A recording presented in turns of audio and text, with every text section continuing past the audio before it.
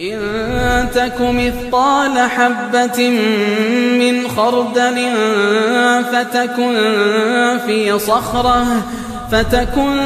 في صخرة أو في السماوات أو في الأرض يأت بها الله إن الله لطيف خبير.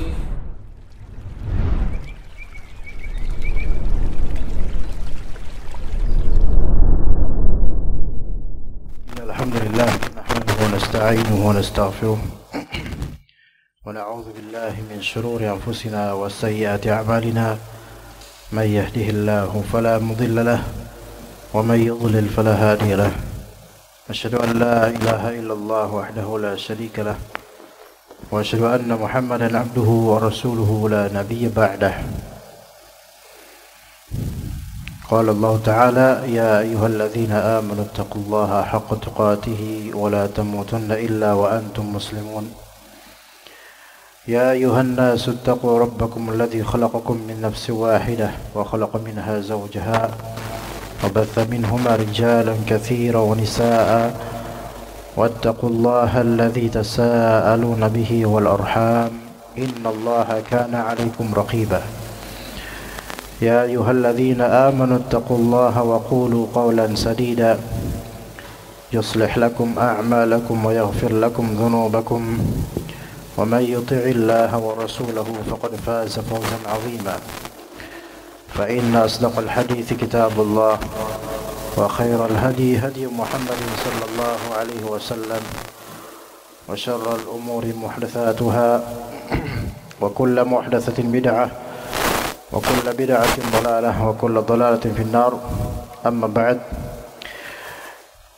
مرحبا بكم وبكم أيها الأمهات أيها الإخوة والأمهات. Pada kajian bulanan ini bermasalahan berkisar dengan fikih keluarga, yang pada kali ini kita akan membahasnya dengan tema keutamaan bersuami dan keutamaan suami. Jadi ada dua pembahasan. Yang pertama keutamaan bersuami dan yang kedua keutamaan suami. Pembahasan pertama keutamaan bersuami berarti keutamaan menikah bagi perempuan. Keutamaan menikah bagi perempuan yang belum menikah atau yang berstatus telah menikah, pernah menikah dan saat ini sebagai janda. Keutamaan menikah ada padanya. Dan yang kedua yaitu pembahasan tentang menyebut keutamaan suami atau kebaikan suami, sehingga lawannya adalah mengingkari atau tidak melihat keutamaan dan kebaikan suami. Baik, kita mulai dari yang pembahasan pertama insyaallah taala, yaitu fawaidun nikah lil mar'ah.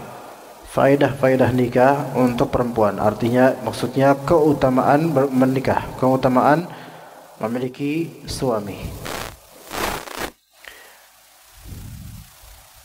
Jadi kalau misalnya keutamaan menikah bagi laki-laki itu, karena memang kajian ini lebih banyak ditujukan untuk ummahat, maka kita akan sebutkan beberapa keutamaan memiliki suami dan bandingannya terhadap yang belum atau sedang tidak bersuami. Ini agar perempuan yang bersuami itu bersyukur dengan statusnya sebagai istri yang memiliki suami. Keutamaan yang pertama yaitu isba'u gharizati al-umumah ladal mar'ati biwajhin syar'i. Jadi yang pertama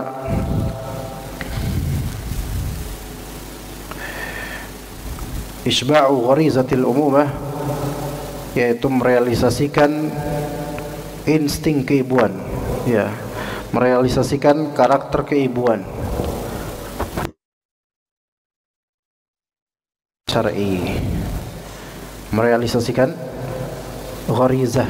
Gharizah itu semacam insting, karakter dan keaslian keibuan bagi perempuan dengan cara syar'i, yaitu menikah.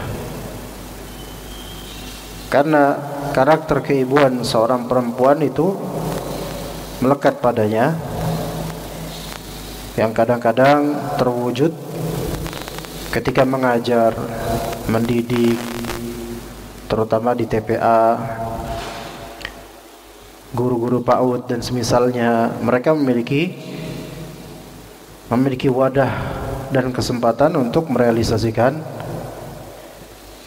karakter keibuan mereka. Namun bagaimanapun, karakter keibuan terhadap anak-anak tanpa suami itu tetap tidak lengkap. Tetap tidak lengkap. Maka perempuan-perempuan muda yang belum pernah menikah misalnya, dan dia menjadi guru PAUD, guru TK, TPA, atau guru SD dan semisalnya, memang terwujud pada mereka mulai terlatih karakter keibuannya. Tetapi pasti mereka membutuhkan suami bagaimanapun juga. Ya bohong kalau misalnya mereka mengatakan, "Udahlah, saya jadi ibu bagi anak-anak asuh saya, tidak perlu suami." Itu bohong, dusta. Ya, karena bagaimanapun umumah, yaitu keibuan membutuhkan ketegasan seorang bapak, membutuhkan ketegasan seorang bapak, atau membutuhkan naungan dan ayoman seorang suami, maksudnya bapak, yaitu suami. Nah, itu adalah fitrah semua itu. Perempuan memiliki fitrah umumah, dan bapak-bapak laki-laki memiliki fitrah ubuwah. Ya, perempuan memiliki fitrah keibuan, dan bapak memiliki fitrah, atau suami memiliki fitrah kebapaan yang sifatnya mengayomi dan tegas. Mengayomi dan tegas.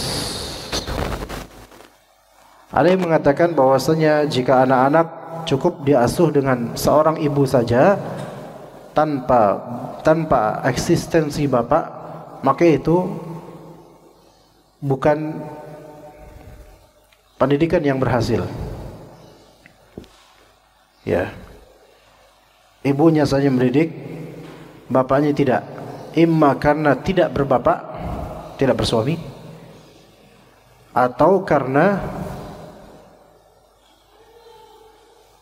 bapaknya ada, suaminya ada, tetapi eksistensinya itu seperti non-exist.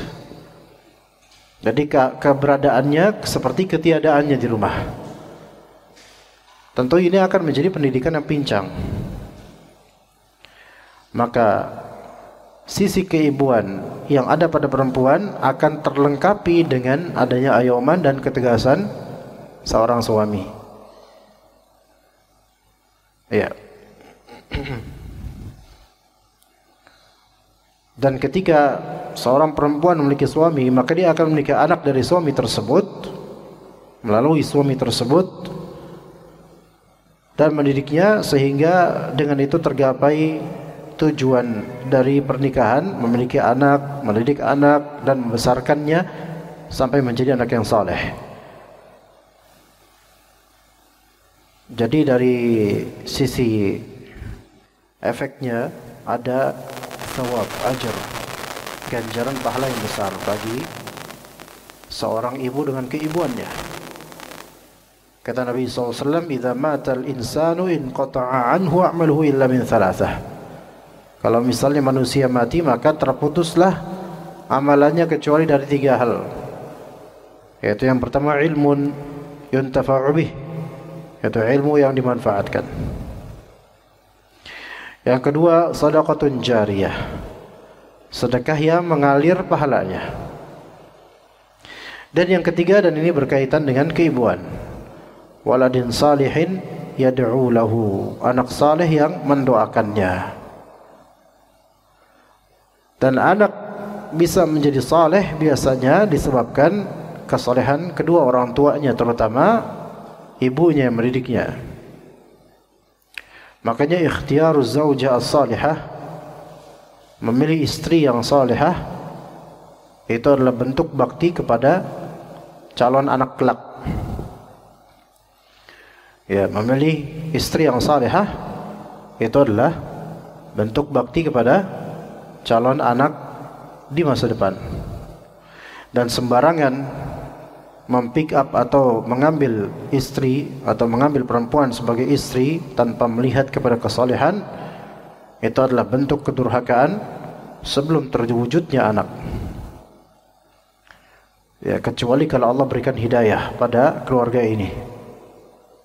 Ya, jadi ikhtiar az-zawjah as-salihah memiliki atau memilih istri yang salihah, memilih perempuan yang salihah sebagai istri, itu adalah bentuk baktinya orang tua kepada anak kelak. Ya.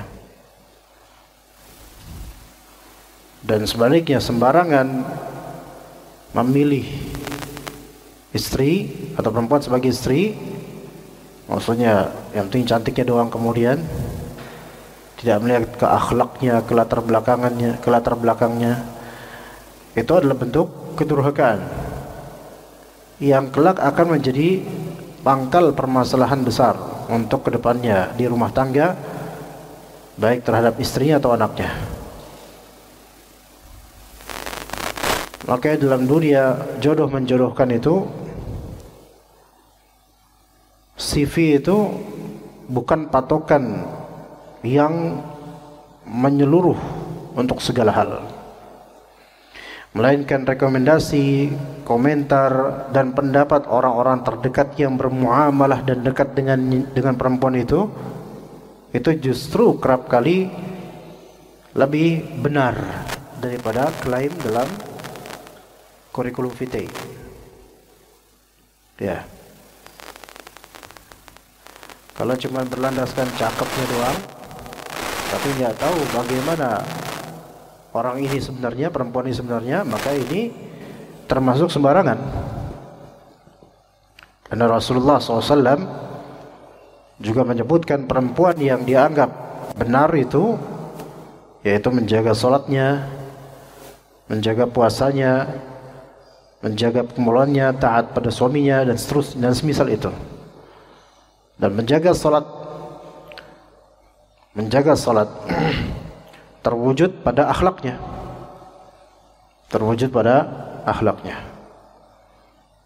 Kalau akhlaknya sangat buruk, berarti salat ini kurang terjaga perempuan ini. Ya, maka seorang ibu kalau memang ingin anaknya saleh, maka hendaknya dia mensolehkan dirinya sebagai ibu dan sebagai istri seorang suami. Jadi pernikahan ini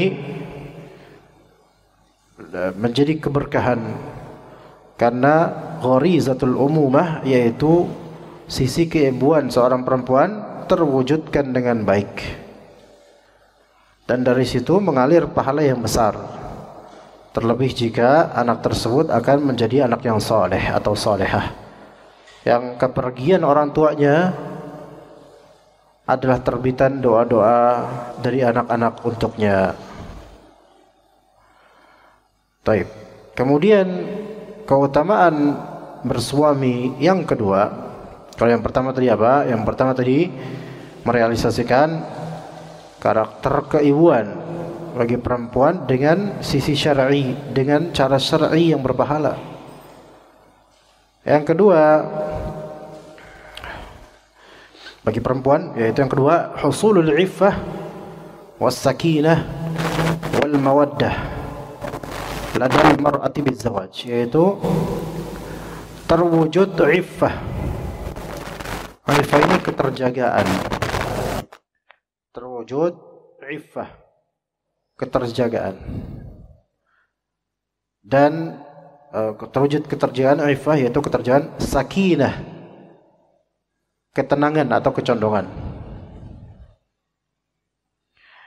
dan mawaddah, yaitu rasa cinta pada perempuan, dengan maksudnya rasa cinta pada diri perempuan dengan menikah. Jadi dengan menikah akan terwujud apa? Iffah, yaitu keterjagaan. Sakinah, kecondongan atau ketenangan. Mawaddah, rasa cinta pada diri perempuan dengan cara menikah.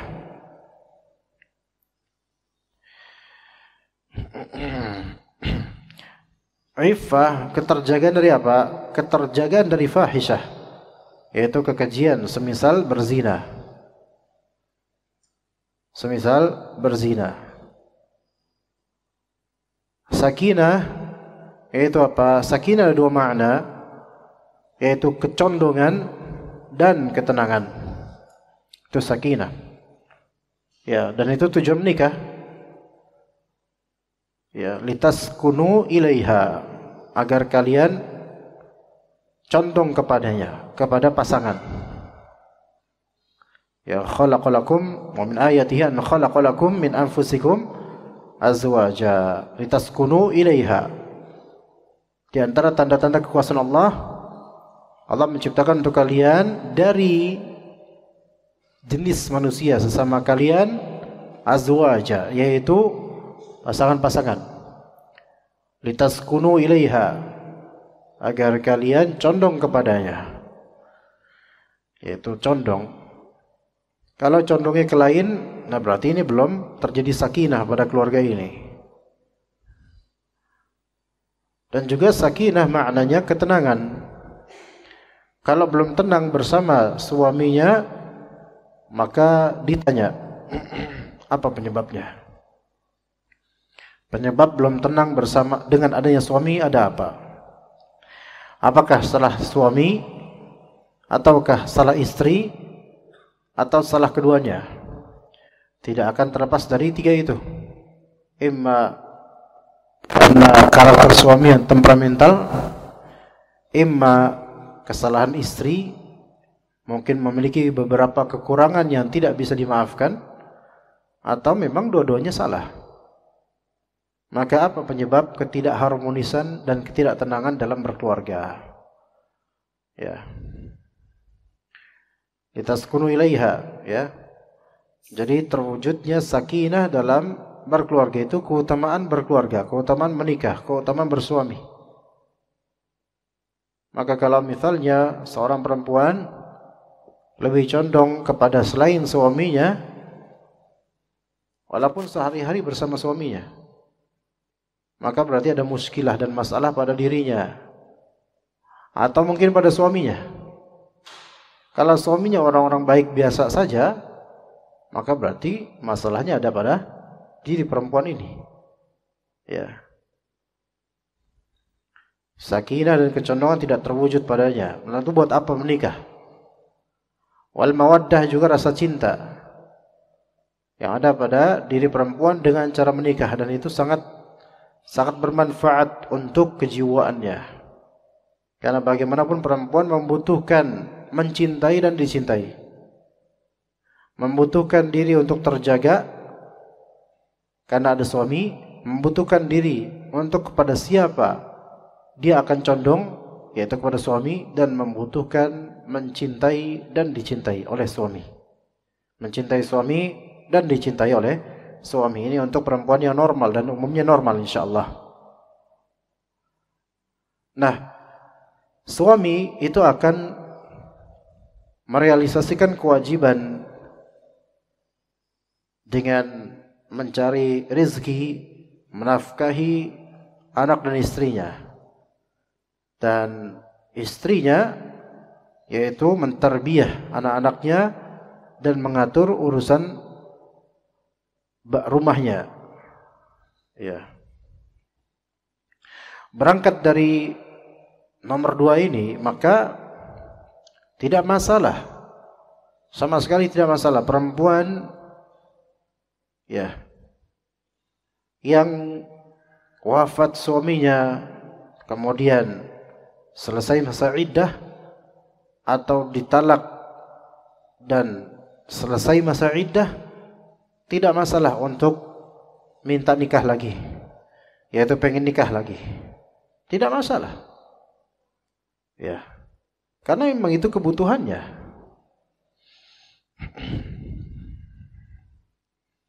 Selesai masa iddah, langsung dilamar misalnya, faddal. Itu bukan aib sama sekali. Tidak seperti yang dibincangkan oleh sebagian masyarakat, terutama ibu-ibu. Ya. Ajaibnya di Indonesia ini terutama ya. Saya nggak tahu negeri lain ya. Kalau seorang perempuan statusnya janda, laki-laki, jadi bagi ibu-ibu lain yang masih bersuami ya, janda itu seolah-olah buruk gitu, ya, karena mereka belum pernah ngerasain jadi janda. Kadang-kadang saya tuh pengen sekali saya minta gitu sama Allah supaya perempuan atau ummahat yang menganggap status janda itu hina, rendah, saya pengen mudah-mudahan mereka suatu saat jadi janda gitu loh, biar ngerasain gitu loh. Itu satu. Kedua, laki-laki menjadikan janda sebagai bahan obrolan dan candaan. Ini dua sikap yang nggak baik ini.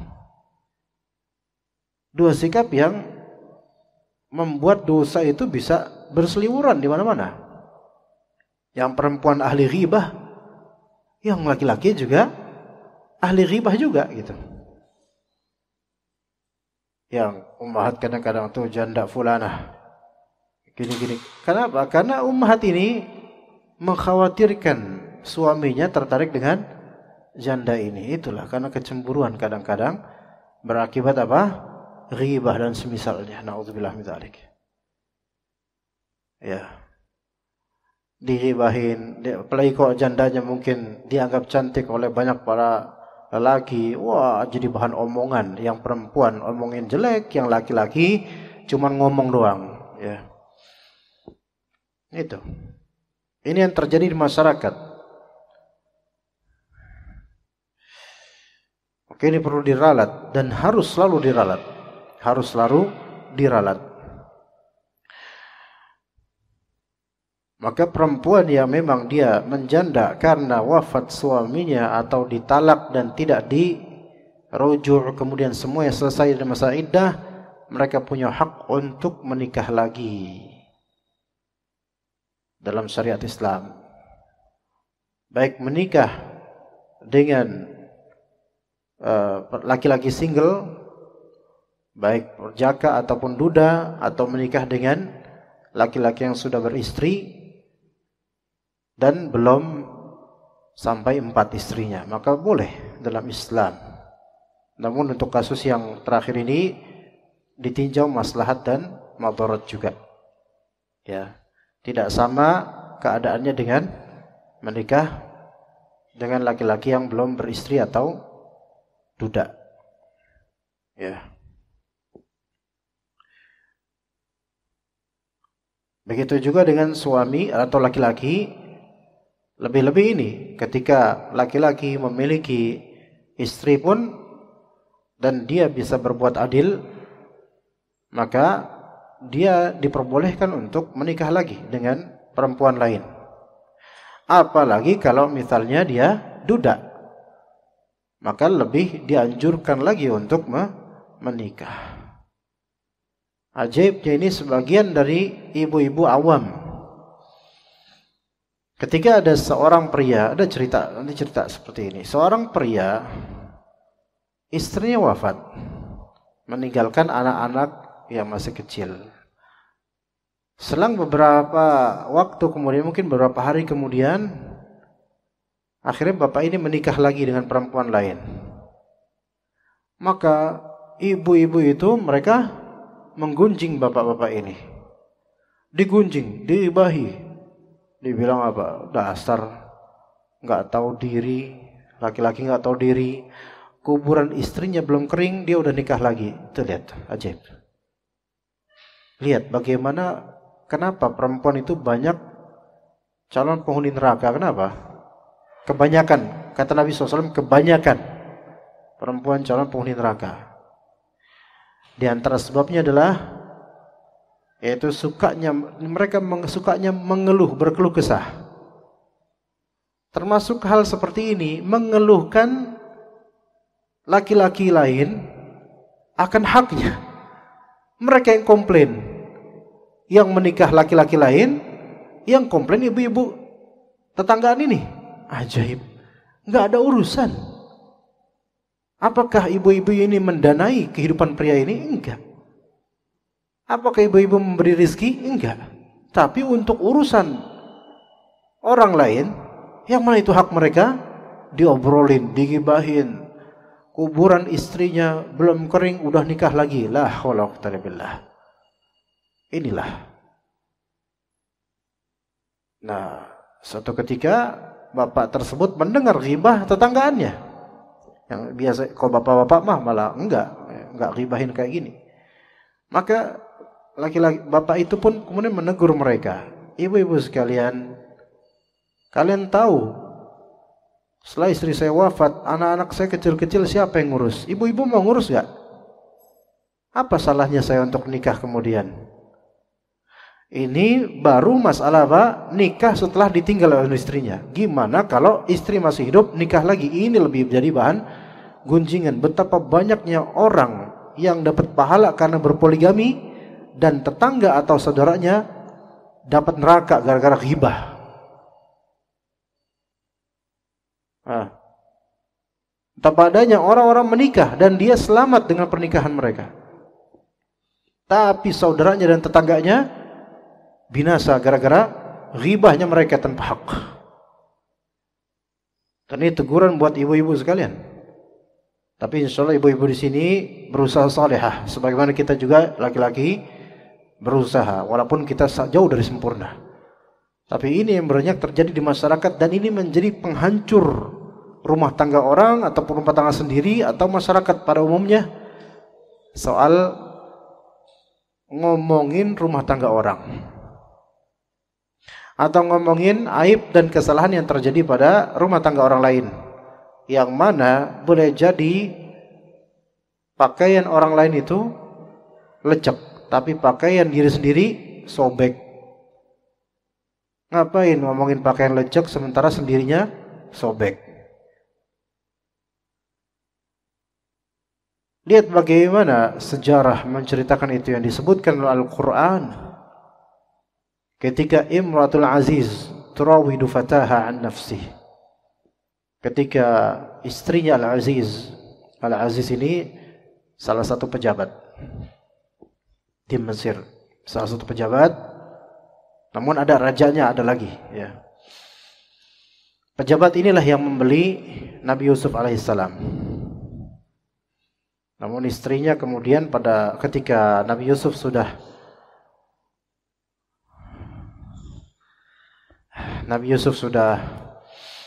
besar ya, dan Allah Ta'ala berikan kebaikan pada dirinya dari segi ketampanan, kecerdasan, keterampilan, maka istrinya Al-Aziz kepincut dengannya. Ya, ala kulli hal tidak terjadi yang dikhawatirkan, alhamdulillah. Namun yang terjadi apa? Fitnah. Sebenarnya kan ketika itu di dalam rumahnya Al-Aziz, ya udah, ya terjadilah yang terjadi, nggak sampai keterusan keluar mereka berdua. Dan lihat bagaimana ketika keluar, ketika wastabaqal bab, keduanya yaitu Nabi Yusuf dan Zalikha berusaha untuk keluar dari pintu.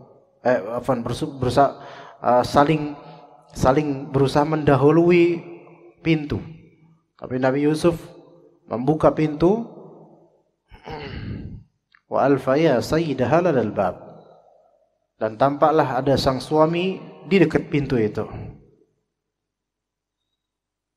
Yang tadinya yang menghasut dan mengajak adalah perempuan ini, ketika melihat suaminya ada, tiba-tiba berbalik dia ucapannya apa? Qalat ma jazaa'u man arada bi ahlika su'an illa ayyusjana aw 'adzabun alim. Langsung bilang itu perempuan, Zalikha itu. Apa balasan untuk laki-laki yang pengen mencederai kehormatan istrimu, hai Aziz, kecuali dipenjara atau disiksa dengan siksa pedih. Lihat, dalam waktu beberapa detik perempuan itu langsung membalikkan fakta. Lihat bagaimana lisan. Ini yang harus perempuan ummahat perhatikan. Tidak mungkin Allah Ta'ala sebutkan ini dalam Al-Quran kecuali ada pelajaran yang harus dipetik. Bisa jadi orang baik kemudian difitnah, padahal yang memfitnah inilah yang mengajukan keburukan. Berbalik. Jadi seolah-olah Nabi Yusuf lah yang berbuat buruk padanya. Ya. Nah, apakah perkara selesai sampai di situ? Ternyata tidak. Kalau udah urusan sama perempuan, ada kisah-kisah negatif, itu lebih mudah tersohornya, kecuali perempuan yang bertakwa. Maka tersohorlah berita itu ke publik. Ya. Dan tersohornya jelas negatif. Yang ajaibnya kata Allah Azza wa Jalla, qala niswatun fil madinati imra'atul aziz turawidu fataha an nafsihi. Berkatalah niswah, berarti para perempuan, bukan satu orang doang, para ibu-ibu fil Madinah, di kota. Ya. Di kota tersebut. Madinah di sini bukan Madinah Munawwarah, bukan. Maksudnya Madinah di satu kota itu. Wah, istrinya si Aziz itu menggoda budaknya sendiri, menggoda anaknya sendiri. Qad syaghafaha hubba. Wah, ternyata dia udah jatuh cinta sama anak asuhnya sendiri. Apa kata ibu-ibu juga? Terusin, ibu-ibu itu meneruskan omongannya, inna lanaraha fi dhalalim mubin. Kami sungguh melihat istri Aziz ini berada dalam kesesatan yang nyata. Faedahnya, coba dilihat. Itu ibu-ibu ngapain? Ngapain ngomongin kasus rumah tangga orang? Urusan mereka apa? Itu. Ya. Urusan rumah tangga mereka, apa urusannya? Kemudian menilai inna lana fi dhalalim mubin. Wah, dijelek-jelekin itu istrinya Aziz. Dijelek-jelekin. Dijelek-jelekin. Padahal bukan urusan mereka. Ini pelajaran ini. Jadi dari zaman Nabi Yusuf sampai sekarang itu kayak gitu karakternya yang harus dihindari oleh para ummahat yang mau menjadi salihah. Maka kemudian falamma sami'at bimakrihinna, maka ketika Zalikha itu mendengar makar ibu-ibu ini, ya, makar dan tipu daya. Loh, kan ibu-ibu ini cuman ngeghibah, kok disebut tipu daya? Iya, tipu daya. Karena hakikatnya mereka ini, ibu-ibu ini menghibahi Zalikha dan keluarganya Zalikha, mereka menghibahi. Sebenarnya tujuannya karena mereka juga penasaran, pengen melihat kayak gimana sih Yusuf. Paham gak ini? Itu makanya disebut makar. Tapi berbalut apa? Berbalut nasihat, berbalut wah kita, sesat ini, nggak boleh ini. Padahal mereka juga sebenarnya ngomong kayak gitu supaya Zalikha terpincut untuk apa? Untuk mengundang mereka supaya bisa ngeliat seperti apa sih Yusuf, kok bisa tergoda kamu gitu. Jadi hati-hati. Ini seperti ada rantai-rantai yang keji, ya. Makanya alhamdulillah Nabi Yusuf alaihissalam diselamatkan dari rayuan-rayuan mereka sebenarnya. Syuf, lihat di sini jemaah sekalian rahimakumullah wa rahimakumullah. Dalam berumah tangga ini kan butuh apa? Adanya iffah, sakinah, mawaddah. apa kita itu sudah sempurna keluarga kita sehingga kita ngobrolin keluarga orang lain, gitu loh. Kadang-kadang seorang bapak habis pulang kerja, istri ngomong cerita tentang tetangga semuanya, satu kampung, satu RT, diceritain semuanya. Oke lah kalau positif. Iya, kadang-kadang cerita negatif. Kenapa ya bang ya? Itu kok kayak gitu ya istri itu ya?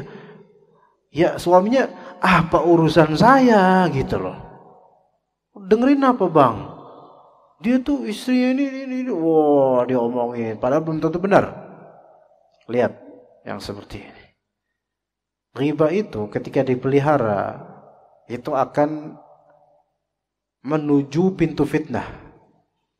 Yaitu ketika antar mulut, dari mulut ke mulut, makin banyak mulut yang membicarakannya, makin banyak tambahannya. Dan orang yang paling pertama menghibah dan menyebarkan, itu paling banyak dapat jatah dosanya. Hati-hati dengan masalah ini. Ya, tujuan menikah agar kita bisa terdidik dengan suami kita untuk ummahat dan mendidik anak-anak kita, bukan untuk mendidik suami orang atau istri orang atau keluarga orang. Itu urusan mereka. Kecuali kalau memang misal anti ustadzah, laki-laki ini ustadz misalnya, atau tokoh masyarakat yang bisa dicarikan solusi dari permasalahan, oke lah.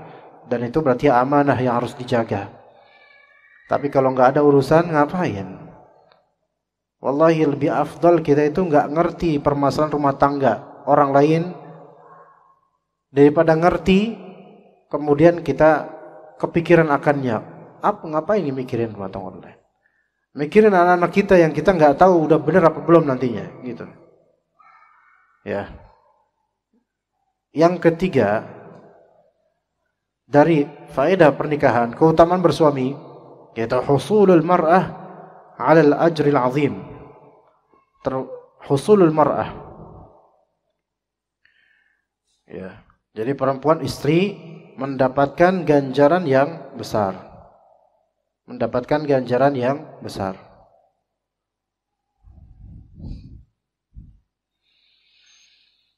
Maka kata Nabi sallallahu alaihi wasallam, "Idza shallatil mar'atu khamsaha wa shamat syahraha wa hafizat farjaha wa ata'at zawjaha." Jika seorang perempuan salat 5 waktu normal baik, kemudian puasa Ramadan baik, menjaga kemaluannya baik, mentaati suaminya kebaikan, semua 4 itu kriteria, qila laha, maka akan dikatakan padanya, udkhulil jannata min ayyi abwabil jannati syi'ti. Silakan engkau masuk wahai perempuan ke surga dari pintu manapun, dari pintu surga yang engkau inginkan. Tuh, keutamaan berumah tangga bersuami. Ada beberapa perempuan baru wafat suaminya, sebulan misalnya, 2 bulan, 3 bulan, atau selesai masa iddah, ditawarin, mau nikah lagi ya Neng? Ini ada nih, ini. Wah, aku nggak mau nikah dulu. Aku nggak mau dulu. Aku pengen setia sama suamiku. Padahal udah mati suaminya. Itu banyak perempuan seperti itu tuh. Iya, silahkan seperti itu. Karena apa? Biasanya yang anaknya masih kecil. Karena merasa, saya bisa kok ngasuh anak-anak saya. Saya pengen setia dengan suami saya walaupun wafat. Pengen nanti di surga ketemu sama suami saya. Pertanyaannya, apakah anti bakal masuk surga? Yakin? Kita nggak tahu. Apakah suami anti nanti masuk surga? Yakin? Belum tentu. Kita nggak tahu. Ya, insya Allah Muslim masuk surga. Cuman apakah ketemu? Yakin? Kemudian apakah anti yakin bahwasanya dengan berpanjangnya usia anti nanti, ya, nggak butuh laki-laki? Nah, akhirnya mulai anaknya membesar, dia semakin menua, mulai menyadari, capek ya sendirian, baru sekarang ente ngomong. Ya nggak apa-apa sih. Cuma seorang perempuan ketika memang dia masih berpotensi berusia panjang, masih muda, daripada terfitnah, mending ketika ada kesempatan untuk menikah, menikahlah selama pria itu baik. Menikahlah selama pria itu baik. Ya. Lihatlah keutamaan menikah dengan apa? Pahala yang besar. Dengan pahala yang besar. Ketika taat pada suaminya, bisa sholat, bisa ini, enak. Ya. Ini baik menikah terhadap bujang, terhadap duda, atau menikah terhadap suami, orang yang sudah pernah menikah, yang sudah punya istri, itu semua sama. Dari segi dapat pahalanya. Bahkan dan ini hal yang mungkin jarang diungkap, bahkan boleh jadi istri yang dimadu atau istri madu itu pahalanya bisa jadi lebih besar daripada umumnya istri para suami. Dari segi apa? Dari segi jihad di zaman ini adalah di antaranya bersuami dan taat pada suami, dan juga bersabar terhadap pembelaannya terhadap syariat Allah yang bernama poligami. Maka demi Allah, perempuan-perempuan sekarang yang bersabar di madu, bersabar dengan memiliki madu, walaupun mungkin sakit hatinya, tapi bersabar dan menyerahkan urusan pada Allah, bersabar dengan celotehan ahli ghibah dari kalangan ummahat. Itu Allah, orang-orang perempuan-perempuan ini mujahidah dari segi jalannya, yaitu menjadi seorang istri yang dimadu atau punya madu. Dan kesabarannya itu akan berbuah kelak beberapa tahun ke depan, yaitu poligami dan ta'addud, sesuatu yang biasa di negeri ini insyaallah. Sehingga orang-orang yang ghibah itu berkurang. Orang-orang jahil dan orang-orang yang membenci syariat ini, walaupun ngomongnya enggak benci ya, tapi dalam hatinya benci, itu mereka berkurang insyaallah. Sebagaimana dulu cadar, anti ummahat yang sekarang bercadar, baru 5 tahun bercadar, 6 tahun bercadar, sebenarnya sekarang biasa orang bercadar. Anti dimudahkan untuk bercadar, itu diantara setelah fadilah dari Allah, diantara berkah dari kesabaran ummahat-ummahat dan akhwat yang 10 atau 20 tahun lalu bercadar. Di tahun awal-awal 2000-an, cadar itu sesuatu yang sangat-sangat asing. Lewat dikit dimanapun diliatin, dibully, dijelek-jelekin, diperhatiin. Perempuan mana yang gak hancur hatinya? Berat ketika itu. Dighibahin, dibilang ninja. Itu dulu tahun 2010 saja masih banyak yang digituin, apalagi awal-awal 2000, apalagi 90-an dahulu. Sekarang yang bercadar sekarang mudah, apalagi Bekasi banyak, ke mall bercadar aja nggak masalah. Dulu nggak ada, jangankan ke mall, lewat jalanan biasa aja, jalan tetangga aja udah ghibahin dia. Apalagi ada ibu-ibu ngerumpi ngeriung, dia lewat, walaupun dia salam, habis itu diibahin dia dengan cadarnya. Dulu seperti itu, sama seperti sekarang jadi istri pertama kedua. Dia di madu mau aja sih, diibahin dia. Suatu saat nanti itu akan menjadi sesuatu yang biasa, insyaallah. Maka orang-orang yang seperti ini kita perangi akhlak buruk mereka dengan ghibah mereka dan cacian mereka, ikhwan. Umat sekalian, dan jaga lisan kita terhadap orang-orang yang berusaha untuk mengadakan atau merealisasikan syariat Allah Azza wa Jalla. Mereka bisa mendapatkan pahala dengan syariat, sementara kita binasa dengan ghibah, cacian, suudzon, dengki dan semisalnya. Hati-hati. Jadilah seorang istri yang mendapatkan banyak pahala melalui taatnya pada suami, bagaimanapun kondisi suami tersebut, selama suaminya tidak melakukan KDRT yang berlebih, atau masih menafkahi, alhamdulillah, dan masih banyak kebaikannya. Kemudian faedah yang keempat dari faedah bersuami, keutamaan bersuami, yaitu isba'u hajatil mar'ah bitajammul wat tazayyun lizauj, yaitu merealisasikan kebutuhan seorang perempuan untuk berhias demi suami. Perempuan umumnya itu memiliki kemampuan untuk berhias, dan sebagiannya sangat suka berhias. Ya. Dan harus ada saluran perhatian terhadap perhiasannya. Kalau tanpa suami, maka kepada siapa dia berhias? Kepada publik. Yang ajaibnya adalah seorang perempuan sudah punya suami, tapi perhiasannya untuk publik. Ajaib. Ini ajaib. Ya. Lalu buat apa dia punya suami? Malah kadang-kadang di sebagian perempuan kantoran dan perempuan yang wanita karir atau semisalnya punya pekerjaan kantoran, untuk suami jelek, untuk publik cantik minta ampun.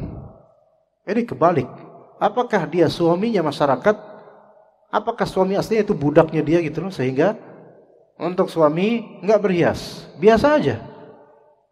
Baunya bau ketek, bau kecoa, misalnya bau dapur. Tapi ketika untuk masyarakat, Masya Allah, iya, tebal lipstiknya, berlipat-lipat, sampai bibir tadinya tipis jadi tebal. Iya, make upnya, bedaknya 2 cm. Iya, Masya Allah. Jadi sisi berhiasnya dia itu untuk publik. Ini adalah istrinya umat ini kalau kayak gini mah. Milik umat ini, udah kayak tromol digilir buat siapa aja bisa nih. Tapi kalau misalnya untuk suami, malah justru dapat pahitnya. Kesian ini suami yang kayak ini nih. Suaminya nasibnya apes banget nih, dapat perempuan yang seperti ini. Dan yang membeli make upnya, uangnya dari suami. Ajaib. Jadi ini suaminya seperti apa? Seperti donatur yang menjadikan istrinya itu dipublikasikan untuk umat. Na'udzubillah min dzalik. Ya.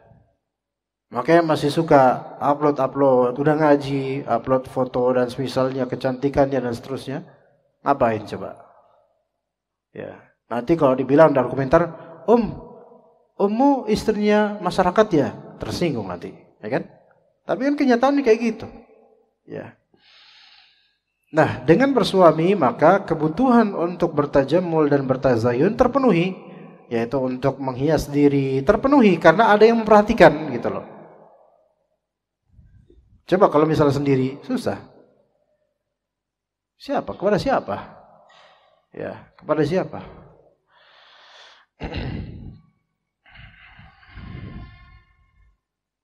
Jadi itu adalah keutamaan bersuami.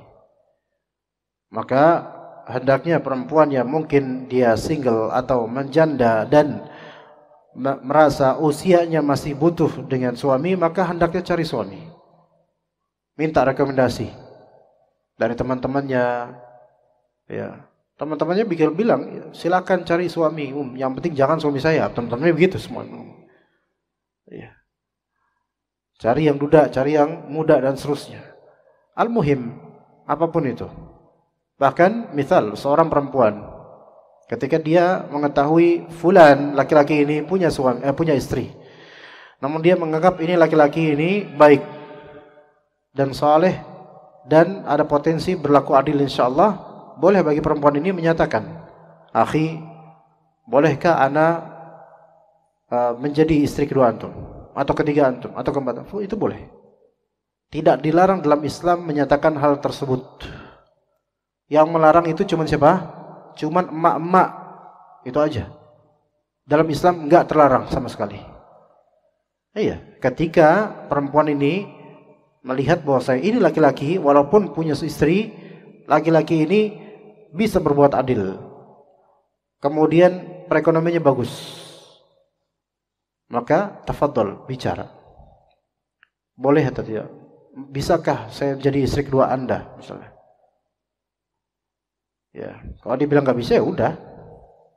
Kalau bilang insya Allah bisa, dia diproses. Tapi usahakan jangan nikah siri, ya, karena itu akan menjadi kezaliman kelak suatu saat. Ya begitu. Maksudnya siri di sini yaitu tanpa ada formalisasi, ya, atau sebatas coba-coba. Jangan. Itu nanti akan menjadi kerugian yang sangat besar. Dan banyak perempuan yang dirugikan dengan poligami dengan cara siri. Siri yang dimaksud adalah yaitu tidak diketahui oleh siapapun kecuali wali, saksi, khalas. Tidak ada legalisasi. Atau bikin surat nikah tapi tidak diurus menuju buku nikah. Ini berbahaya. Ya. Atau memang poligami kemudian istilah kasarnya cuman dijadikan bahan celupan aja. Jadi ke rumah istri kedua cuman numpang nyelup doang, dah pergi lagi dah gitu. Ini nggak boleh seperti ini nggak adil. Jadi ini terjadi di antara ikhwan kita. Beberapa ikhwan kita seperti ini. Dan kalau misalnya anak pribadi ketemu dengan ikhwan yang seperti ini dan hak dia seperti ini memang, maka pasti akan nasihati dia. Pasti akan kita nasihati dia. Karena ini menzalimi, zalim. Walaupun awal-awal perempuan itu merasa terima, pasti kedepannya nggak terima. Karena apa? Karena ini kezaliman yang berlarut. Ujung-ujungnya apa? Diceraikan. Ketika mudah menikah, semaunya, tanpa legalisasi, mudah pula dipisahkan. Jangan sekali-kali mencoba hal-hal seperti ini. Berhati-hatilah, ya. Baik, kita menuju ke yang kedua, yaitu masalah mengingkari keutamaan dan kebaikan suami. Jadi kalau yang pertama tadi keutamaan bersuami, yang kedua ini adalah melihat keutamaan suami. Wahai para ummahat, ya. Di antara ujian terberat yang dialami sebagian suami adalah dicoba atau diuji dengan istri yang durhaka. Istri yang durhaka. Tidak tahu terima kasih. Menampik keutamaannya. Mengingkari jerih payahnya. Membenci masa lalunya suami. Jemu dengan keadaan suami yang sekarang. Pesimis dengan masa depannya. Jadi ada beberapa istri yang durhaka dengan beberapa model. Seperti nggak tahu syukur, nggak tahu diuntung. Misalnya dahulu, si perempuan ini, istri ini dahulu udah lama single, nggak ada yang mau sama dia. Akhirnya suami ini dengan kebaikannya menjadikannya sebagai istri. Maka harus bersyukur. Kemudian berbuat ihsan padanya. Namun kemudian tidak berterima kasih pada suami ini. Tidak taat, tidak terima kasih, tidak memandang kebaikannya sama sekali. Tidak menampik keutamaan dan kebaikannya, nggak dilihat sama istri. Ini durhaka. Kemudian mengingkari jerih payahnya. Misal suami ini udah bekerja, udah capek. Sebulan mungkin gaji 4 juta. Namun kata istri apa? Cuma 4 juta doang. Hari gini 4 juta doang, gitu kata istri. Ini seperti mengingkari jerih payah suami. Ini durhaka ini. Ya. Memang kalau memang misalnya kurang, maka support. Jangan mengingkari jerih payah. Support. Suami ini supaya lebih giat. Atau support dengan membantu berdagang misalnya, berjualan atau bagaimana. Juga termasuk ujian berat bagi seorang suami adalah istri yang jemu, bosan dengan karakter atau keadaan suami yang sekarang misalnya, atau keadaan sekarang. Rumah mapan, semua enak, biasa aja. Cuman mungkin suami punya karakter yang memang bukan suami yang periang, Bukan suami yang mudah bergaul misalnya. Kemudian istri jemu, bosan. Bosan lah punya suami kayak gini. Ya udah ganti suami sana. Bisa nggak? Haram. Saya minta cerai Alasan cerainya apa? Suami saya nggak bisa bercanda. Sebenarnya, antum nyari pelawak atau gimana? Enggak, maksudnya suami saya tuh ketika kita ngelucu dia nggak ketawa. Ketika dia ngelucu nggak ada yang lucu. Gimana tuh? Punya suami, istri yang lucu, suami nggak ketawa. Suami yang lucu, nggak lucu. Jadi ya dingin aja gitu. Udahlah, saya ganti suami. Ayo ganti suami, cerai, cari suami lain. Ternyata yang Allah berikan jauh lebih berat daripada suami lamanya, karena tidak bersyukur. Karena nggak bersyukur. Ya. Kemudian di antara ujian yang dialami suami memiliki istri yang pesimis dengan masa depan. Ini juga ujian. Istri yang pesimis dengan masa depan. Nanti gimana Pak? Nanti. Itu nanti. Bentar dulu, sekarang hadapin. Nanti anak-anak kita gimana? Betul, yang penting sekarang usaha. Nanti insya Allah Allah Ta'ala atur. Ada yang pesimis dengan masa depan anak. Ya. Padahal suaminya sudah berusaha. Ya. Jika sudah begini, maka hal yang mengagumkan pun tidak pernah membuat istrinya takjub. Coba lihat suami-suami antunna wahai ummahat. Boleh jadi kekurangan yang ada pada suami itu terlalu dianggap besar, padahal lebih banyak kelebihannya. Ya. Dan jerih payah suami tetap tidak pernah cukup di mata istrinya. Ini juga musibah. Istrinya selalu mencerca dan marah meski tidak ada sebab apapun. Tidak bersyukur, ini durhaka seperti ini bahaya sekali. Ini yang membuat nanti masuk neraka. Sebagaimana disebutkan di sini hadis riwayat Ibnu Abbas radhiyallahu anhuma. Beliau berkata, Nabi sallallahu alaihi wasallam bersabda, "Uritun nara faida aktsaru ahlihan nisa'u yakfurna." Telah diperlihatkan api neraka kepadaku. Ternyata mayoritas penghuninya adalah kaum wanita. Tuh lihat, hati-hati. Saya bukan nyukurin, bukan. Kita semua nggak ada yang menjamin selamat. Tapi Nabi yang mengatakan mayoritas penghuni neraka wanita. Yakfurna, mereka kufur. Qila, ada sahabat bertanya, ayakfurna billah, apakah mereka kufur kepada Allah, maksudnya keluar dari Islam? Kata Nabi SAW, bukan. Yakfurnal ashir wa yakfurnal ihsan.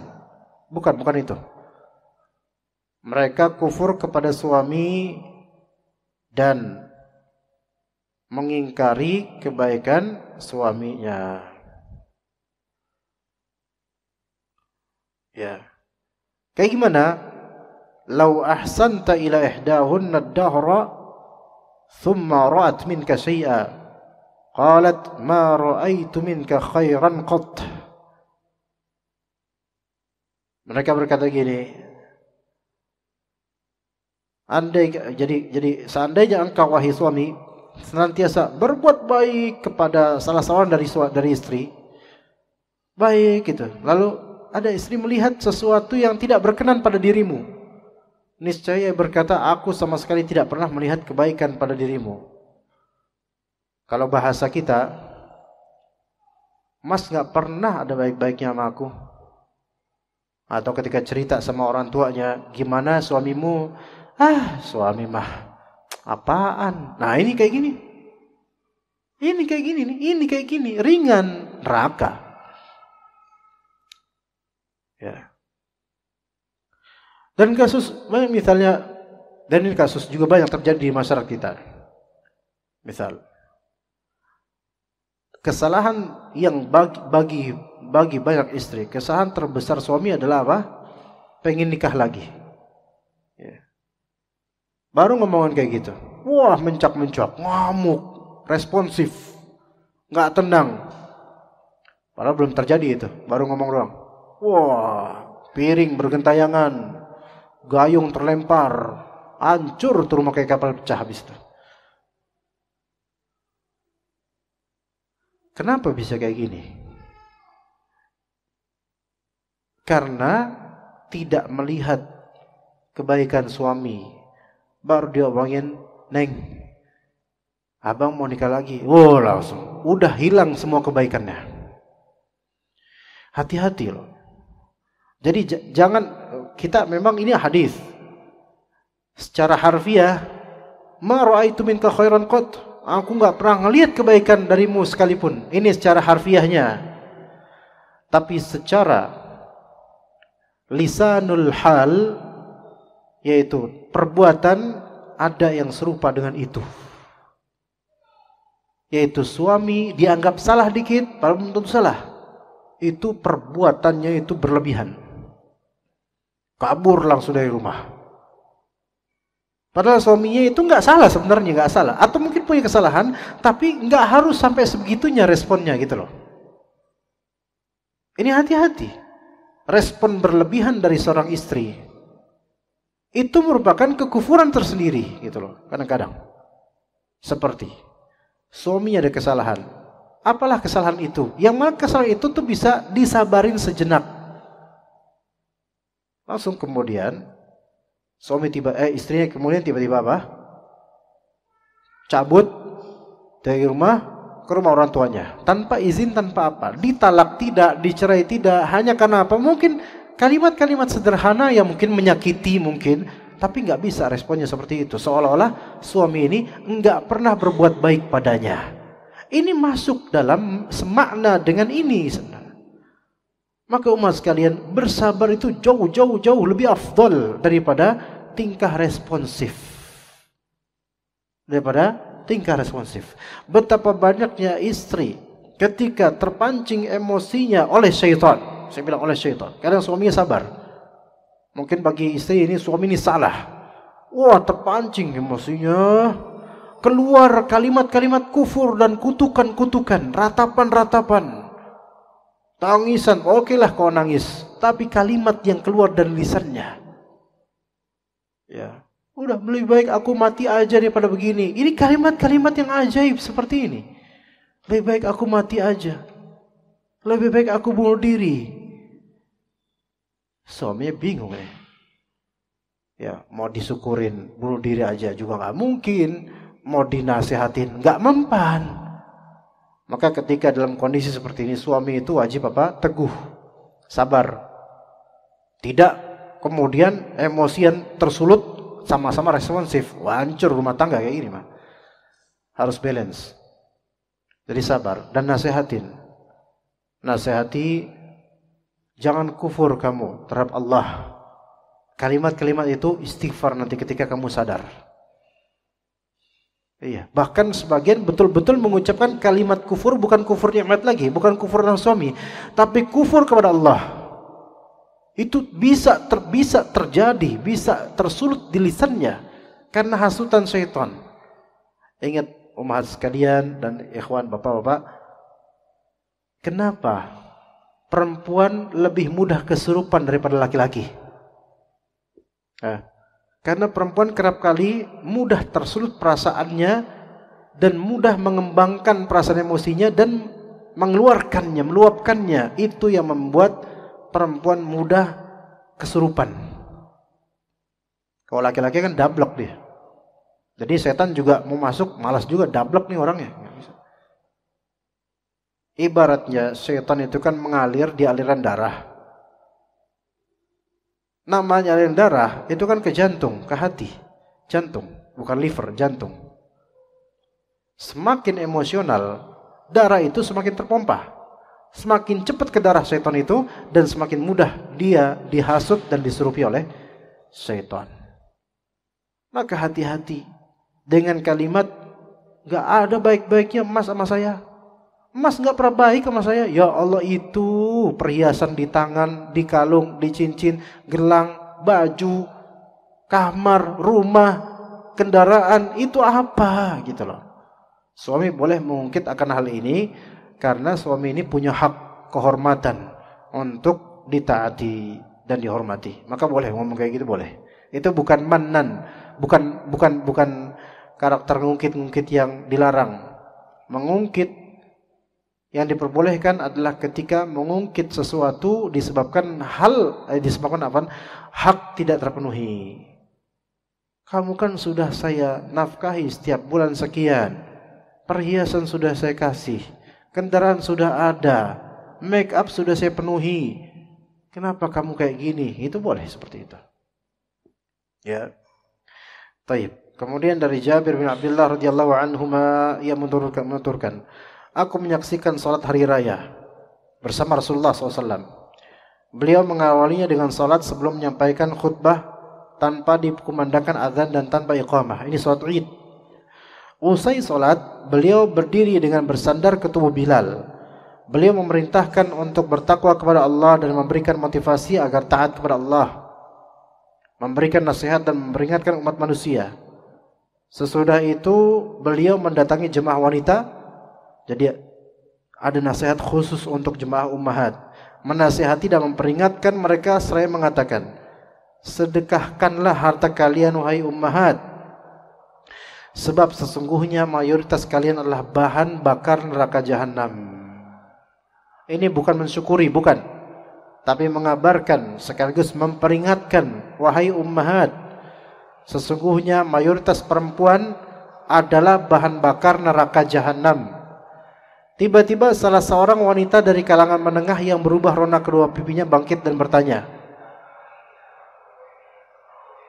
apa itu?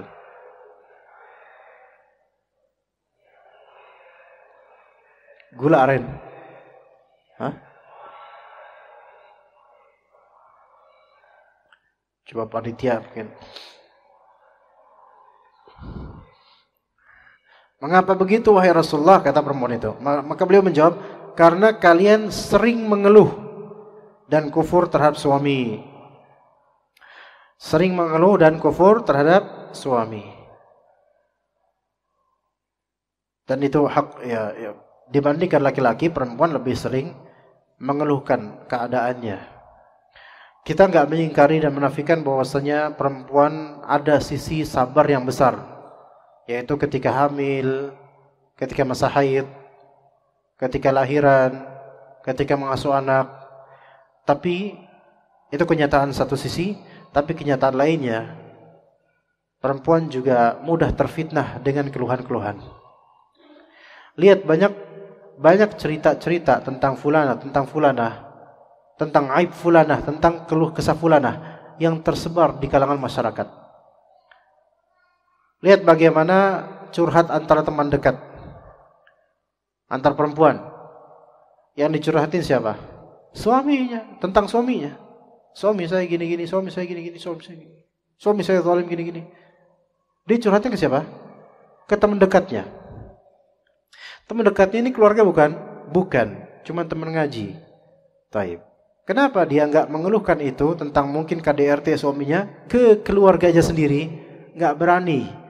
Katanya enggak boleh Ustadz, kalau misalnya kita ngasih tahu suami, kekurangan suami ke keluarga kita, kan kita harus sabar. Buktinya anti itu curhatnya ke siapa? Teman dekat, lebih buruk lagi. Enggak ada hak teman dekat ini untuk tahu tentang suami anti, baik atau buruknya. Ketika kebaikan suami, ketampanannya,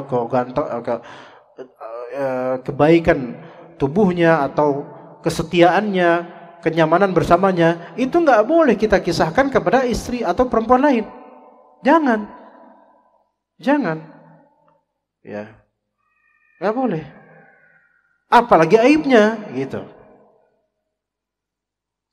Makin enggak boleh lagi. Sayangnya ini masalah ini pertemanan dekat yang mana ini sama-sama nanti di akhirat akan ditampakkan ini semua, gitu loh. Teman dekat tapi sama-sama ngejerumusin ke neraka. Kemudian apa? Ya, ini kan teman saya, dia teman dekat anti itu memberikan solusi apa enggak?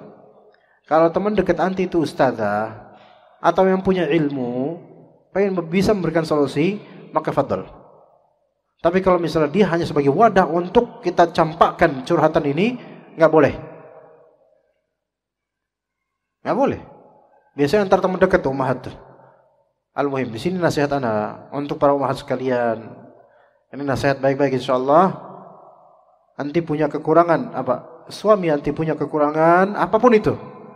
Jangan pernah beritahu ke teman dekat anti, karena teman dekat anti itu juga akan menceritakan ke suaminya tentang suami anti. Itu posibilitas terbesar. Sehingga keluarlah cerita-cerita itu dari rumah Anda. Lalu kemana ke mengadu? Kalau aib tersebut masih bisa disabari, kepada Allah. Allah yang mengubah. Tapi kalau aib tersebut berkaitan dengan hak rumah tangga dan tidak bisa disabari, maka boleh bilang ke orang tua anti untuk mencari solusinya. Itu keluarga baru cari solusi, bukan kamu orangnya atau kepada hakim. Tapi kan ke hakim nggak mungkin sekarang. Kepada orang tua, cari solusinya gimana. Orang tua biasanya enggak bakal membeberkan langsung begitu saja. Beda dengan teman dekat. Ingat, teman dekat ini memang setia, Masya Allah, teman dekat, udah lama ngaji bareng. Itu zahirnya. Anti enggak tahu ketika teman dekat anti bersama suaminya mungkin ngobrolin tentang rumah tangga anti. Ya. Walaupun ketika ngobrol, pokoknya jangan bilang ke suami Umi ya, pokoknya jangan ada yang bilang. Aman, kata, ya, aman, rebes bos, nyantai aja. Ayo ngomong apa, sok atuh. Oh gitu ternyata dia ya. Oh, mulai ribahin suami. Ya, suamiku juga gitu. Ya ini juga sama juga nih yang ini nih. Anti masih mending suami ente kayak gitu. Suami anak gini-gini. Wah, ini udah ngadu-ngadu suami. Ya, dan suami mereka masing-masing di kantornya tergigit lidahnya, tuh kayak udah ngomongin gua nih kayak ini gitu. Nah, itu khurafat itu kok itu, ya. Ya, hati-hati ummahat sekalian. Jadi kalau misalnya kaidahnya, kalau misalnya kesalahan atau aib suami ini ya adalah aib yang bisa ditolerir, bisa disabari, maka haram menceritakannya kepada siapapun, bahkan termasuk orang tua, karena itu akan membebani pikiran mereka. Dan sabar aja kalau bisa sabar. Kalau tidak bisa disabari, kalau masih bisa disabari, tetap ke Allah. Ke Allah, Allah yang memberikan solusi. Kalau tidak bisa disabari, dan ini berkaitan dengan tidak bisa disabari, berkaitan dengan hak rumah tangga, seperti suami tidak pernah menafkahi, itu boleh kemudian minta solusi pada keluarga atau pada orang berilmu yang bisa berpotensi memberikan solusi, atau kepada pemerintah, wali atau hakim. Nah, kalau berkaitan dengan hak rumah tangga dan bisa disabari, maka udah cukup ke Allah aja. Atau kalau mau cari solusi pada keluarga atau kepada yang berilmu. Adapun kepada teman dekat, jangan cerita tentang suami baik atau buruknya. Udah khalas, gitu aja. Ya. Dari Muawiyah radhiyallahu anhu, yang menyebutkan, aku mendengar Rasulullah SAW bersabda, innal fussaqu hum ahlun nar. Sesungguhnya orang-orang fasik, mereka adalah penghuni neraka. Ada yang nanya, ya Rasulullah, wa manil fussaq? Siapa yang fasik itu? Kata Nabi SAW, an-nisa, perempuan itu adalah orang-orang fasik. Ini kata Nabi loh. Jangan protes dulu ummahat. Ini kata Nabi SAW. Sampai ada laki-laki bilang ke Rasulullah, ya Rasulullah, awalasna ummahatina wa akhwatihinna wa azwajana? Ya Rasulullah, bukankah perempuan itu juga ibu-ibu kita, saudari-saudari kita, istri-istri? Kan perempuan semua, masa dibilang fasik ya Rasulullah? Maka kata Rasulullah, bala, benar. Walakinnahunna idza u'tina lam yashkurna wa idza btulina lam yasbirna. Tapi mereka ini jika diberi tidak bersyukur, dan jika mendapat musibah tidak bersabar. Tuh, ya. Jadi kalau diberi enggak syukur itu fasik. Kalau diuji enggak sabar itu juga bisa fasik. Dan bentuk kesabaran adalah menahan lisan dari menceritakan kepada orang yang tidak punya kepentingan. Ya, itu Ummahat dan bapak-bapak juga. Kesabaran terhadap takdir Allah diuji dengan pasangan yang qaddar Allah seperti itu, misal, dan bisa disabari insyaallah. Bersabar itu definisinya adalah menahan lisan bercerita pada orang yang tidak punya kepentingan. Teman dekat juga tidak punya kepentingan di pembangunan rumah tangga kita. Ingat, teman dekat tidak punya kepentingan di pembangunan rumah tangga kita. Apakah teman dekat kita itu sehari semalam di dalam rumah kita bersama-sama? Wahai Ummahat misalnya, teman dekat anti, teman ngaji anti di samping, atau teman ngaji anti yang paling dekat lah, paling kental, teman kental gitu loh. Apakah ketika bermalam bareng dengan suami anti? Tidak. Jadi dia tidak ada urusan sebenarnya dengan rumah tangga, sehingga tidak perlu tahu isi perut rumah tangga Anda. Enggak perlu tahu, enggak boleh tahu bahkan. Bahkan seorang teman yang baik, ketika temannya curhat tentang suaminya, dia berusaha untuk mengalihkan dan mencegah. Jangan, dia enggak mau tahu tentang suami orang lain. Dia enggak mau tentang suami temannya sendiri, enggak mau tahu. Karena kalau dia tahu misalnya suaminya baik, loyal, royal, dia bakal suka nanti, cemburu. Dan kalau dia tahu suami temannya itu buruk, dia mungkin bakal apa?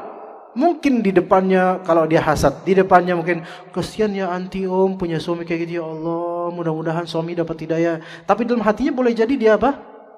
Bersyukur, alhamdulillah saya nggak punya suami kayak suami dia. Tuh, kan nggak enak, ya. Jadi hati-hati. Dan mengherankan, hampir semua perempuan menantikan suami selama bertahun-tahun. Jadi lama nunggu, saya pengen punya suami gitu, nggak dapat. Kangen pengen ketemu dengan suami gitu. Maksudnya selama ini belum bersuami atau udah lama nggak bersuami. Berhias untuk melihatnya, rindu ingin mengenal suami, rindu ingin mengenal calon gitu. Lantas ketika mereka dianugerahi suami, setelah sekian lama menunggu, mereka malah kufur terhadap kebaikan suami, memungkiri keutamaan suami, serta bosan dan benci hidup bersamanya. Jadi coba lebih disabari lagi. Jika memang sudah tidak mampu disabari lagi, maka cari solusinya. Sebagaimana di surat An-Nisa, fab'athu hakaman min ahlihi wa hakaman min ahliha. Maka utuslah seorang hakim atau orang bijak, baik dari pemerintah ataupun dari segi tokoh agama, penasehat dari keluarganya dan dari keluarga suami. Dipertemukan, dirembuk mana yang lebih baik, lanjut atau tidak. Nah seperti itu. Ummahat, kira-kira ada pertanyaan nggak Ummahat? Kalau ada pertanyaan cepat-cepat deh, karena saya akan mendadak selesai kajiannya setelah ini, ya. Dari Asma bin Zaid al-Ansariyah radhiyallahu anha, ia berkata, Nabi melewatiku saat aku bersama beberapa orang teman sebayaku. Beliau mengucapkan salam kepada kami dan berkata, waspadailah kufur terhadap orang-orang yang dijadikan karunia. Aku bertanya, wahai Rasulullah, apa yang dimaksud dengan kufur terhadap orang-orang yang dijadikan karunia? Maka beliau menjawab, boleh jadi salah seorang di antara kalian terlalu lama menjadi perawan dan tinggal bersama orang tuanya. Lama baik di perawan atau mungkin menjanda, masih tinggal sama orang tuanya. Kemudian lama penungguan jodoh, kemudian Allah menganugerahinya suami dan menganugerahinya anak dari perkawinannya. Lantas ia marah-marah sejadi-jadinya hingga kufur kepada suaminya. Seraya berkata, aku tidak melihat kebaikan sedikit pun darimu, ya Allah. Dulu ingat gak pas waktu masih belum menikah, lama nyari suami susah gitu. Pas dapat, kufur nikmat. Ya, pas dapat, kufur nikmat. Ya begitu Ummahat sekalian. Makanya kata Nabi SAW, dan ini harus diwaspadai oleh kita semua, la yanzurullaha ila imra'atin la tashkur li zawjiha wa hiya la tastaghni anhu. Allah tidak akan melihat istri yang tidak bersyukur kepada suaminya padahal istri ini nggak bisa lepas darinya, yaitu nggak bisa lepas dari nafkahnya, nggak bisa lepas dari nama baiknya, nggak bisa lepas dari pengayomannya, tapi nggak bersyukur sama dia. Jadi kalau punya istri yang suka bilang terima kasih, suka bilang jazakallah khairah kepada suaminya, itu masya Allah. Jadi istri ketika kita nih bapak-bapak ya, alhamdulillah, apalagi istri udah ngaji misalnya, kemudian mudah mengucapkan terima kasih dan jazakallah khairah, itu istri yang harus dipertahankan. Baik dia, masya Allah. Dan juga faedah, kita itu kadang-kadang yang udah ngaji, mudah terlontar di kalimat lisan kita jazakallah khairah kepada selain pasangan, kepada teman ngaji, kepada ustadz terutama, kepada ustadzah, jazakallah khairah ustadz, barakallahu fi, gampang ngomong kayak gitu. Tapi sama pasangan sendiri nggak pernah. Ini harus dikoreksi. Sama pasangan sendiri nggak pernah. Ya mungkin makasih ya, tapi jazakallah khairah lebih afdal. Kenapa kita sama teman ngaji doang gitu loh? Oke, mungkin kalau misalnya kepada orang tua yang awam, nggak ngerti jazakallah khairah, mungkin bisa makasih ya Bu ya, terima kasih banyak, mudah-mudahan Allah ganjari baik, itu oke dalam bahasa Indonesia. Tapi kalau pasangan kan udah ngerti, kalau misalnya kita ngaji gitu loh, katakan jazakallah khairah kepada suami, atau suami kepada istri, jazakillah khairah, barakallahu fiik. Coba, bisa nggak kayak gitu? Ya, kadang-kadang kita malah sama teman ngaji, ya itu pakai sunnah, sama pasangan sendiri nggak ada. Kadang-kadang malah nggak ada makasih, biasa aja. Karena pasangan sendiri nggak, katakan syukron, katakan makasih, katakan jazakillah khairah, katakan jazakallah khairah. Ya, jadi supaya terlatih dan sama-sama punya rasa syukur. Dan endingnya pada akhirnya ketahuilah bahwasanya bersyukur itu kewajiban untuk suami dan istri. Istri wajib bersyukur punya suami, suami juga wajib bersyukur punya istri. Dan suami juga haram atasnya kufur nikmat melalui istrinya. Maksudnya suami ini juga harus melihat kebaikan istrinya. Namun kenapa kok Nabi SAW berkali-kali, berulang kali menyebut perempuan yang seperti ini, memperingatkan perempuan dari kufur nikmat terhadap suaminya? Itu karena memang persentase dan potensi perempuan kufur nikmat lebih besar daripada laki-laki. Itu maklum, semua orang mengetahuinya. Laki-laki itu kerap menahan cerita tentang keburukan istrinya, tapi istri itu mudah terpancing untuk cerita tentang keburukan suaminya atau keluarganya. Maka di sini nasihat juga untuk kita para suami, wajib atas kita bersyukur kepada Allah, kemudian juga kepada istri-istri kita, karena mereka sudah baik, sudah sangat baik, masya Allah. Jadi wajib bersyukur. Nah, dan sebutlah kebaikan-kebaikan istri-istri kita. Tidak boleh kufur nikmat. Memang suami itu jarang mengatakan kamu nggak ada bagus-bagusnya, itu jarang.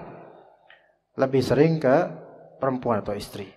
Namun bukan berarti hukum ini tidak terwujud pada suami. Tetap terwujud pada suami. Ketika suami kufur nikmat, tidak mengakui kebaikan istrinya, atau menceritakan keburukan istrinya pada orang tuanya, lebih-lebih pada tetangganya, ini jarang, itu menunjukkan dia kufur nikmat juga.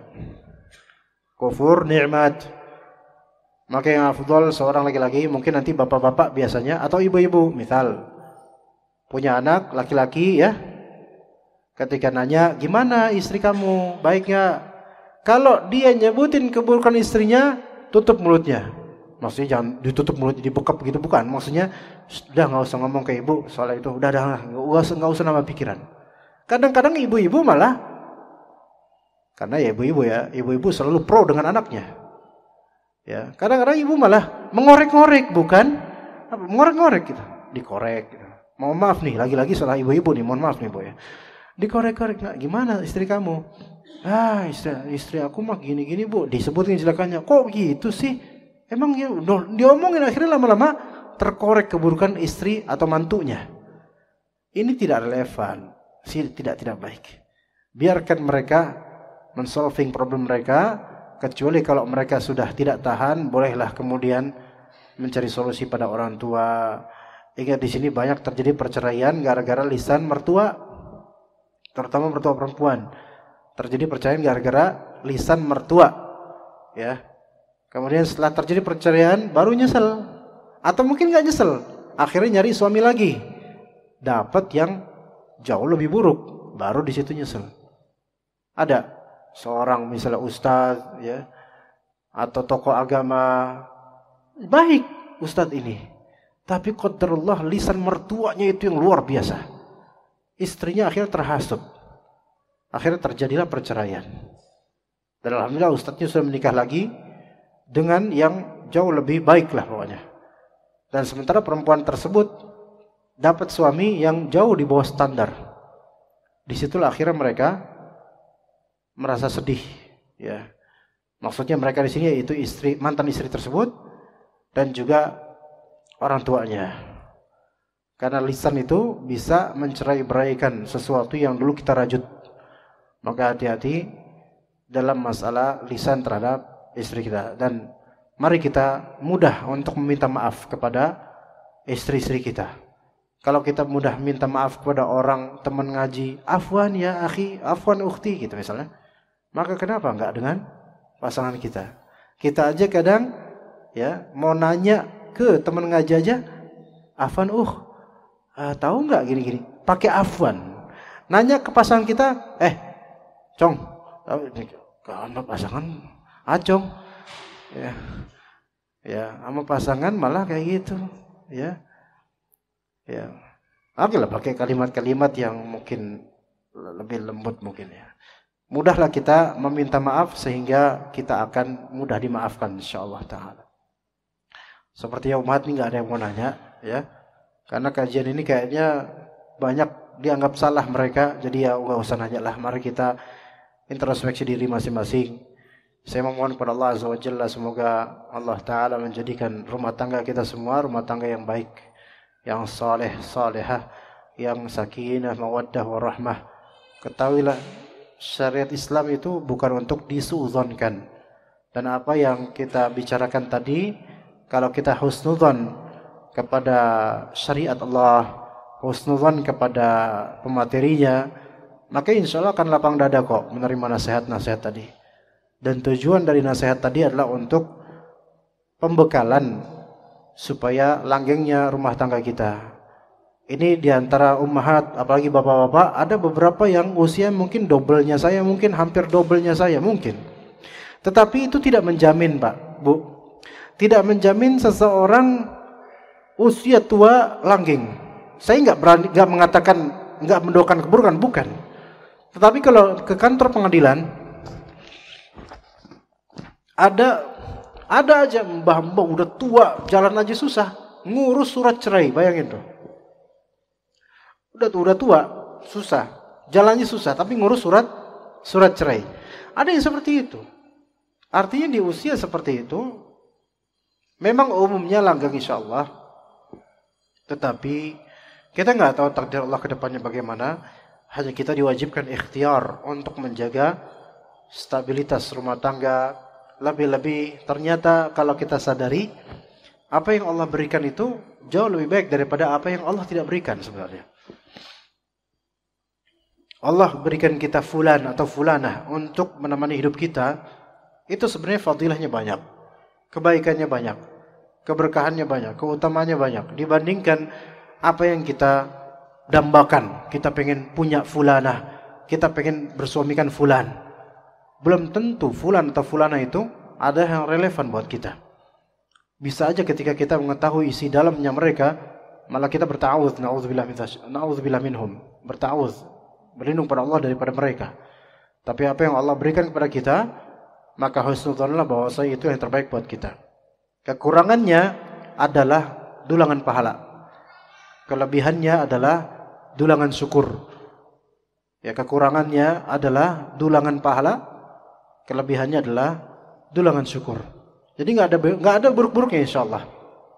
Cuma ketika kekurangan itu secara syar'i itu sangat buruk dan fatal, melanggar hak-hak suami istri, maka bolehlah di sini ada pilihan untuk meminta kepada Allah kemudahan berlepas darinya. Begitu. Jadi Islam itu menengah. Enggak pakem, semua harus langgeng, enggak pakem gitu juga. Enggak pakem, enggak boleh cerai, enggak juga. Jadi kondisional. Tapi ketika Allah sudah berikan yang terbaik, maka ketahuilah yang Allah berikan itu lebih baik daripada apa yang kita dambakan. Ya begitu jemaah sekalian, mudah-mudahan nasihat ini untuk saya pribadi dan juga jemaah bermanfaat. Semoga Allah jadikan nasihat ini bisa dipraktikkan oleh anak pribadi dan juga jemaah, dan menjadikan ladang ilmu yang bermanfaat, ladang amal yang memiliki akibat di akhirat berupa pemberat mizan hasanat. Ya, kita cukup sampai sini insyaallah ya. Sallallahu ala nabiyina Muhammadin wa ala alihi wa sahbihi ajma'in. Subhanakallahumma bihamdika asyhadu an la ilaha illa anta astaghfiruka wa atubu ilaik. Wassalamu alaikum warahmatullahi wabarakatuh.